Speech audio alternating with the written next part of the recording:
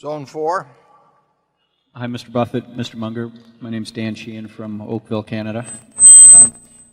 Following up on your discussion about GEICO, you've often talked about their advantages as a direct seller and investor of float. My question is, how do you control claim costs versus your competitors, other than through good underwriting?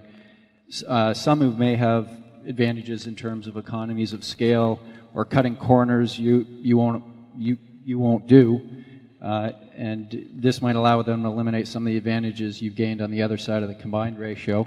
And my second question is, you've said it's hard to be smarter than your dumbest competitor. And along that line, what are your thoughts about a recent Wall Street Journal article about a major airline getting into the fractional jet business? Thank you. I don't worry about the dumbest competitor in a business that's service. The customer will figure that out over time. And we have a huge advantage in the fractional ownership business. I mean, we have 265 planes flying around now, and you can get one on 4 hours notice at any one of 5,500 airports. We have planes in Europe for our American customers. We have planes here for our European customers. And nobody's going to catch us, in my view, in fractional ownership. And we've had some dumb competitors in the past and in that business, and you know, they bleed. And to the extent, I mean, you know, we've got more blood than they have. In the question of GEICO and underwriting, you know, that it's a fascinating business, because there are in this audience there are people with hugely different propensities to have an accident. And of course, most people figure they're better than average. Now, part of the propensity to have an accident will depend on how many miles you drive. Obviously, somebody never takes the car out of the garage, no matter what their driving skills might be, is not going to have an accident. If they drive 10 miles a year, you know, you're pretty safe with almost anybody. But so there's a relationship to miles driven, but there's a relationship to all kinds of other things.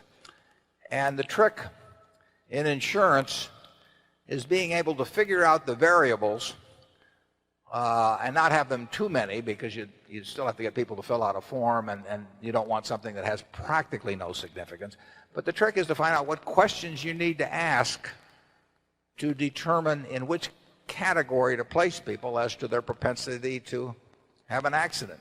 Now, in the life insurance business, you know, even Charlie and I have figured out that the older you get, the more likely you are to die in a given year. Now, that's not the only factor, but everybody understands that the older you are, the mortality risks go up.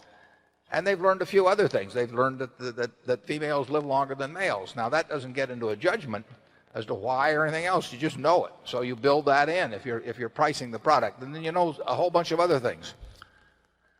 You may even know that cholesterol's bad, you know, that makes a difference in terms of predicting the mortality. But in the auto insurance business, there are lots of variables that correlate with the frequency with which a person will have an accident per mile driven. And the more experience you have with a large body of people whom you've asked a lot of questions about and can draw conclusions there from, the better off you are. State Farm has got a wonderful body of information. I mean, their actuarial judgments should be better than anybody else's, because they've got more experience with more cars and drivers. But our experience with close to 5 million policyholders enables us, I think, to underwrite quite intelligently. But every day, you know, we're looking for some variable that will tell us more. People with a good credit history are better than drivers by a significant margin than people with a lousy credit history. Why? We don't care too much why, because it wouldn't help it. What we really need to know is that the two factors correlate, and we're looking for correlations all the time, and we're trying to avoid spurious correlations, which you can have. And it's, you know, it's a moving target. You keep working on it all the time, but we're better at it than we were 5 years ago, and we'll be better at it 5 years from now than we are now. When we go into a new state, we will have a very small body of policyholders, and some of the factors obviously prevail over all states, but there's certain things that you learn actually only if you're urban state for a while. You know, you're more likely to have an accident if you're everything else being equal, if you're an urban driver, city driver in a big city, than if you're driving in an area that's very rural, where the density of other cars is very low. If you're the only guy in the county with a car, you know, you're not going to have a lot of two-car accidents. So the underwriting question is all important, and fast, fair settlement of claims is very important, because people who really weren't injured start feeling worse and worse as they talk to more and more lawyers. You know, the claims delivery is a vital part of running a good property casualty operation. And all I can tell you is at GEICO that we think very hard about those things, but we'll be thinking about them tomorrow as well as today. Charlie? Well, vis-a-vis the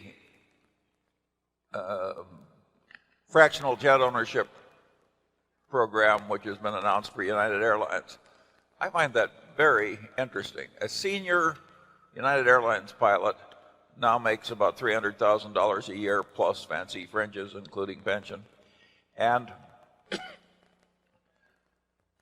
what he does is work a very limited number of hours a month, and about half of that he spends sleeping in a comfortable bunk on long ocean flights. That is not a culture that will work well in fractional jet ownership. Maybe they think they'll get some advantage in recruiting new pilots or something. I don't know why they're doing it. I would not have done it. Well, they haven't done it yet either, but many of the airlines have organized second companies to take care of commuter flights and all of that. And you know, that does produce problems when the pilots of the subsidiary start comparing their benefits to the pilots, you know, of the parent and all that. I mean, they try to get lower cost structures by doing that. But I would guess that if you were wanting to set up a fractional ownership company and you would probably not think about trying to align yourself with somebody that has extremely high costs in other areas. And the advertising campaign will be kind of interesting too. That, you know, give up first class travel, start traveling right, you know, or something. It'll be interesting. But I would tell you that we have competitors in the fractional ownership business. The two largest being companies that are the part of plane manufacturers, and you can understand why they went into it. But it is not an easy business, and we've got the best hand, frankly.